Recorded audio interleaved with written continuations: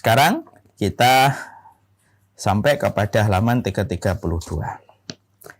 Di sini disampaikan penyebab sakitnya hati. Ternyata tentunya pada pertemuan sebelumnya kita sudah membahas. Hati itu ternyata ada 3 kategori. Yang pertama ada hati yang sehat. Ya, dan kita sudah membahas indikator hati-hati yang sehat itu semacam apa. Yaitu sebagaimana yang kita jumpai, hati yang sehat itu adalah hati yang memiliki kerinduan untuk khidmah kepada Allah. Hati yang sehat itu tidak memiliki keinginan kecuali taat kepada Allah. Hati yang sehat itu bakhil betul dia terhadap waktu. Hati yang sehat itu adalah hati yang memuliakan dan mengagungkan sholat. Tidaklah ada perkara dan aktivitas yang dilakukan ketika sudah masuk waktu sholat. Hati yang sehat itu tidak pernah lelah untuk berzikir kepada Allah. Dan hati yang sehat itu selalu membenarkan setiap perkataan Allah dan Rasulnya. Ini sudah kita bahas. Bahwasanya kategori yang pertama ada hati yang sehat. Ada hati yang kedua, ada hati yang sakit. Dan ada pula yang ketiga yang disebut dengan hati yang mati. Dan kita pada kesempatan hari ini, kita akan sampaikan kategori hati yang kedua, yaitu adalah hati yang sakit.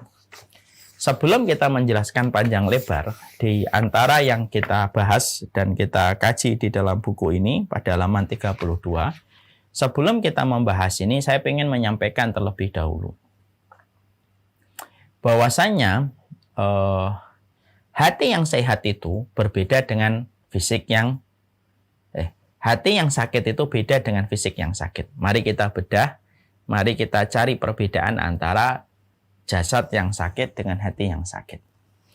Terjadi perbedaan cukup mencolok antara hati yang sakit dengan fisik yang sakit. Fisik yang sakit menyebabkan kita tidak mampu mencicipi makanan dan minuman. Selezat apapun makanan dan minuman itu disajikan kepada kita. Itu ciri khasnya hati, itu ciri khasnya fisik yang sakit. Jadi kalau fisik kita lagi sakit, maka kita tidak mampu mencicipi nasi goreng, telur mata sapi setengah matang, jus mangga, jus alpukat, es jeruk ditambah es kelapa muda ditambah jeruk. Tidak mampu kita nikmati. Kenapa? Karena fisik kita sedang sakit. Berbeda ketika kemudian kita menjumpai, ketika kita mendapati bahwasanya hati yang sakit. Hati yang sakit itu adalah sebuah hati yang dia makanannya tetap lezat. Minumannya juga tetap lezat. Ya.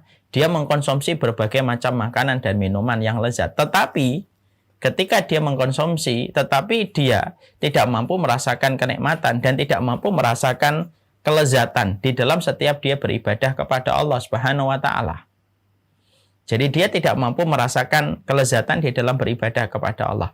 Fisik yang sakit menyebabkan dia tidak mampu merasakan kelezatan makanan. Tetapi hati yang sakit itu tidak bisa menyebabkan kita merasakan kelezatan dan kenikmatan di dalam beribadah. Sholat tidak ada kenikmatannya. Kemudian tilawah tidak ada kenikmatannya. Ta'lim tidak ada kebahagiaannya. Dan seluruh ketaatan itu pada dasarnya tidak ada kebahagiaan sedikit pun. Kenapa? Bukan karena ketaatan itu tidak memberikan rasa manis pada kehidupan kita. Ketaatan itu memberikan rasa manis. Kenapa ketaatan itu tidak memberikan rasa manis kepada orang yang mengerjakan? Karena yang mengerjakan hatinya sakit. Persis sebagaimana kita menjumpai, kalau fisik kita yang sakit, maka lidah kita menjadi pahit. Kalau lidah kita sudah pahit, makanan semahal apapun pun akan terasa pahit dan tidak mampu kita konsumsi kecuali kita pengen muntah karena mual pada perut kita. Sama, hati yang sakit itu dia tidak mampu merasakan semua kelezatan ibadah itu tidak akan mampu dia rasakan. Dia tidak akan mampu merasakan sensasi kenikmatan duduk di taman ilmu. Dia tidak mampu merasakan sensasi kenikmatan ketika dia membaca kitab. Dia tidak mampu merasakan kenikmatan hati yang tenang ketika mendengarkan nasihat. Semuanya hilang. Padahal semua ketaatan itu pada dasarnya memberikan sensasi kenikmatan. Sebagaimana makanan memberikan sensasi kenikmatan dan kelezatan.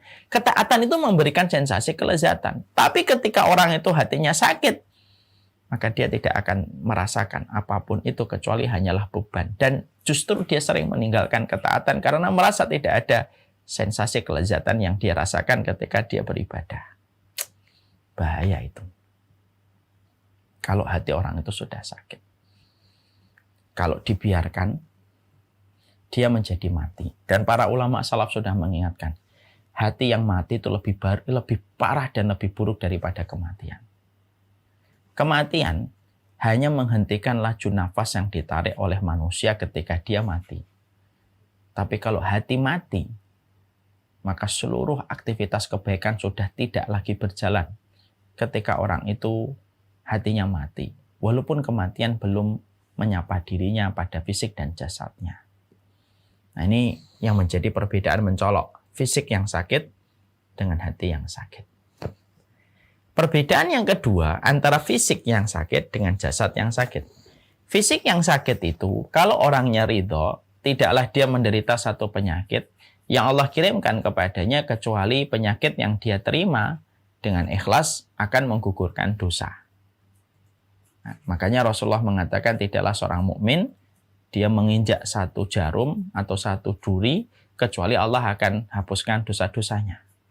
Dan berapa banyak manusia yang mereka nanti akan mendapatkan kedudukan yang tinggi di sisi Allah. Karena penderitaan sakit yang dia terima, disikapi dengan sikap ikhlas, disikapi dengan sikap ridho, menggugurkan banyak dosa dan kemaksiatan ketika dia terima dengan keridhaan pada penyakit yang dia dapatkan dari sisi Allah. Beda dengan hati yang sakit. Hati yang sakit itu tidak menggugurkan dosa. Hati yang sakit itu justru menambah dosa dan menambah kehinaan seseorang itu di hadapan Allah. Ya, makanya Allah menyampaikan salah satu di antara pemilik hati yang sakit itu hatinya orang munafik. Allah menyampaikan fi qulubihim marad fazadahumullahu maradha. Hatinya orang munafik itu terdapat penyakit. Justru Allah menambahkan penyakit itu untuk mereka. Jadi kalau orang itu hatinya sakit, kok dia tidak sigap, lalu tidak sensitif mencoba untuk mengobati hatinya ketika hatinya itu sakit, maka sesungguhnya ketika hati itu sakit, justru akan ditambahkan penyakit kalau dia tidak bersegera untuk menyembuhkan hati tersebut. Beda dengan fisik. Fisik itu kalau sakit, dia terima seluruh rasa yang dia dapatkan ketika sakit, maka seluruh rasa yang dia dapatkan ketika berat merasakan sakit yang dia terima, maka itu akan menggugurkan dosa-dosanya di sisi Allah Subhanahu wa Ta'ala. Ya, makanya Masya Allah inilah yang menjadikan kita memahami perbedaan fisik yang sakit dengan hati yang sakit. Yang ketiga, kita tentunya mendapati bahwasanya ada orang-orang solih yang diuji dengan sakit pada fisiknya. Tapi tidak ada orang yang solih yang diuji dengan sakitnya hati. Orang solih diuji dengan penyakit pada fisiknya. Banyak. Bukankah kita menjumpai Nabi Ayub? Beliau diuji oleh Allah dengan sakit pada fisiknya. Tetapi tidak ada orang yang solih yang diuji dengan sakitnya hati. Karena apa? Sakitnya hati itu semuanya berpulang kepada apa yang dilakukan olehnya sebagai manusia ketika mereka membiarkan penyakit-penyakit menggerogoti hatinya sampai hatinya tidak mampu menjalankan fungsinya, yaitu memerintahkan ketaatan ketika hatinya sudah terlanjur sakit. Nah, inilah yang menjadikan kita memahami perbedaan yang cukup mencolok antara fisik dan hati yang sakit.